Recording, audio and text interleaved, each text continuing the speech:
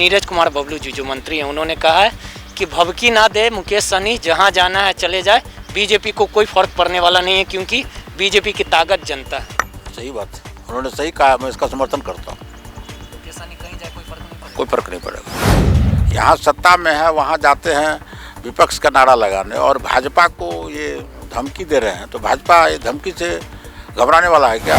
मुकेश सहनी को तो मालूम है, राजद में थे ना, तो क्यों चले आए भाजपा में?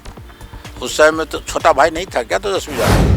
बिहार की सत्ता पे 16 सालों से नीतीश कुमार विराजमान है और लगातार सरकार ठीक ठाक चल रही, लेकिन हालिया दिनों की बात कर ली जाए तो जिस प्रकार से जदयू और बीजेपी पे जो आरोप प्रत्यारोप का जो दौर जारी है, इसमें कहीं ना कहीं सरकार चलने में काफ़ी परेशानी हो रही है। इसको लेके नीतीश कुमार परेशान भी दिख रहे हैं। लेकिन जिस प्रकार से बिहार सरकार के मंत्री मुकेश सहनी ने बीजेपी को आंखें दिखाने का काम किया और सीधे तौर पे कहा कि बिहार में जो सरकार चल रही है वो हमारी बदौलत है, अगर हम साथ देना छोड़ दे तो सरकार कब के गिर जाएगी।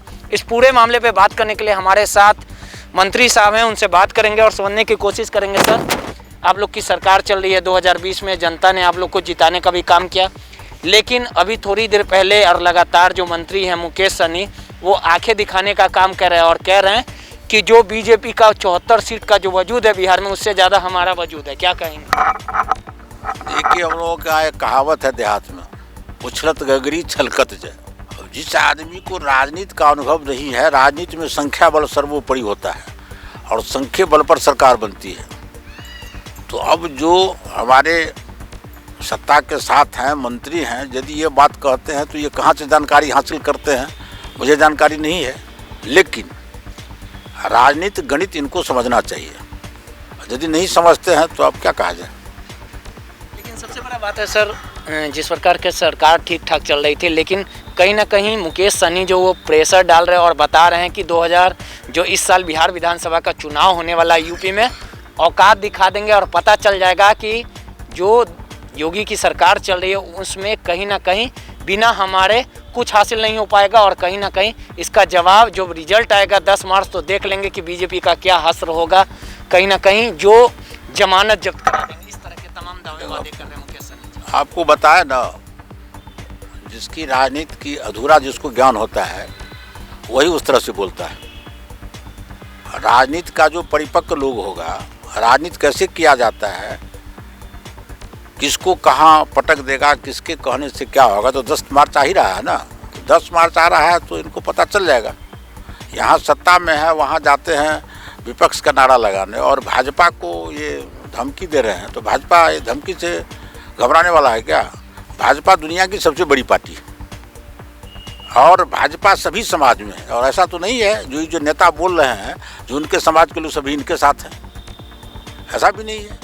तो ये जो कह रहे हैं तो हम तो समझते हैं जो ये परिपक्व नहीं है राजनीति में, इसीलिए ऐसा बोल रहे हैं। लेकिन एक चीज़ है, जिस प्रकार से मुकेश सहनी बयान दे रहे हैं, तेजस्वी को छोटा भाई बता रहे हैं और कहीं ना कहीं इंटरनली इशारों में ये जताना चाह रहे हैं कि ज़्यादा अगर हमें परेशान किया जाएगा तो हम राजद में चले जाएंगे। और इसको लेके मांझी की जो पार्टी है, मांझी के जो राष्ट्रीय प्रवक्ता हो या तमाम उनके बड़े जो नेता हैं, वो कह रहे हैं मुकेश सहनी ठीक है, मतलब दोनों के सुर ताल अब एक हो गए। तो कहीं ना कहीं देखिए, मुकेश सहनी को तो मालूम है, राजद में थे ना, तो क्यों चले आए भाजपा में? उस समय में तो छोटा भाई नहीं था क्या तेजस्वी यादव? उस समय में छोटे भाई था वो। और क्या बोले थे, वही बोले थे, हम तो नहीं बोले थे। वो क्या बोले थे इनको वाद होगा, अब पेपर में भी न्यूज आया था। तो जो आदमी वही ना कहे, जिस आदमी को तुरंत यदि वो भूल जाते हैं तो ऐसे लोगों को, और इनके कहने से सरकार भी नहीं गिर रही है, बिहार में सरकार नहीं गिर रही है। हमारे जो मित्र दल हैं, हमारे जो माननीय मुख्यमंत्री है, हमारी पार्टी ने हम लोगों को इनको नेता बनाया है और किसी एक व्यक्ति के कहने से सरकार नहीं गिरती है। सरकार पूरे ठीक ठाक से चल रही है और हमारे माननीय मुख्यमंत्री जी इस देश के विकास में डबल इंजन की सरकार में भारत के प्रधानमंत्री के द्वारा और यहाँ जो विकास हो रहा है वो इनके नेतृत्व में हो रहा है। कहीं से भी किसी तरह का सरकार गिरने का सवाल ही नहीं। लेकिन हालिया दिनों में देखा जाए, जिस प्रकार से 74 सीट आप लोग के हैं, नीतीश कुमार की पार्टी जो है थर्ड पार्टी हो गई है। जिस प्रकार से जो आंकड़े आए थे 2020 में बिहार विधानसभा के जो रिजल्ट आए, लेकिन जिस प्रकार से संजय जायसवाल पे लगातार टारगेट किया जा रहा है जदयू प्रवक्ताओं के द्वारा, तो आपको लगता है इस तरह की बयानबाजी कहीं ना कहीं कि किसी व्यक्ति का मन में किसी, मान लीजिए हम ही से किसी को किसी तरह का कोई अवमानना होगा, माने किसी तरह का एलर्जी होगा हमसे, तो मेरा विरोध करेगा ही। तो किसी व्यक्ति विशेष से है उसमें समझौता पर कहीं नहीं। जब दो भाई आपस में रहता है, जो सहोदर भाई है वो भी आपस में झगड़ा कर लेता है। ये तो हम लोग सत्ता में है और गठबंधन के साथ सत्ता में है, तो समझौता का ख्याल तो रखना ही चाहिए। शराबबंदी को लेकर लगातार जो जिन पे जिम्मेवारी दी गई है बिहार पुलिस पे, वो कहीं ना कहीं फेलियर नज़र आ रहे हैं। जहरीली शराब की वजह से सर मुजफ्फरपुर, गोपालगंज, अब जिस प्रकार से नालंदा में भी मौत हो गई थी, इसको लेकर जांच टीम बैठी हुई, लगातार कार्रवाई की जा रही है, छापेमारी की जा रही है, लेकिन संशोधन होना चाहिए शराबबंदी में। देखिए, शराबबंदी में संशोधन भी हुआ। 16 में जब हम लोग सारे दल के लोग मिलकर के शपथ लिए, सभी दल के लोग थे, किसी ने उस दिन विरोध नहीं किया जो शराबबंदी नहीं हो। सबने कहा शराबबंदी हो। और अब यदि कोई आदमी इसका आलोचना कर रहे हैं तो हम तो समझते हैं जो शपथ लिए उस दिन वो झूठा शपथ लिए। अब इनका व्यक्तिगत अपना राय है। संशोधन किस बात की? संशोधन तो वही है, कानून में ढील दी गई है। और ख़ास करके हम लोगों के समाज के ज़्यादा लोग इसमें गंभीर रूप से मरते भी हैं, शराब का सेवन भी करते हैं, फिर भी उसको रोकने की आवश्यकता है।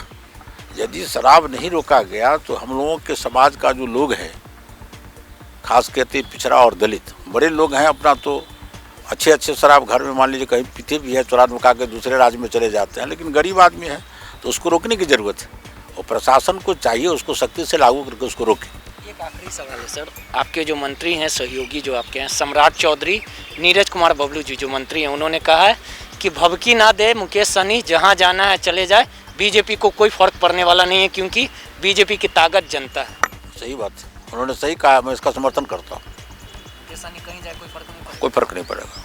देखिए, सीधे तौर पे ये मंत्री रामप्रीत पासवान जी थे जिन्होंने कहा कि जिस प्रकार से भभकी मुकेश सहनी की ओर से दी जा रही है, मुकेश सहनी को जहां जाना है जाए, और जिस प्रकार से उत्तर प्रदेश में जो बिहार विधानसभा का जो चुनाव होगा 10 मार्च को, जो नतीजे आएंगे, ये साफ हो जाएगा कि बीजेपी भारी बहुमत से जीतने का काम करेगी। रोहित, NBC 24 पटना।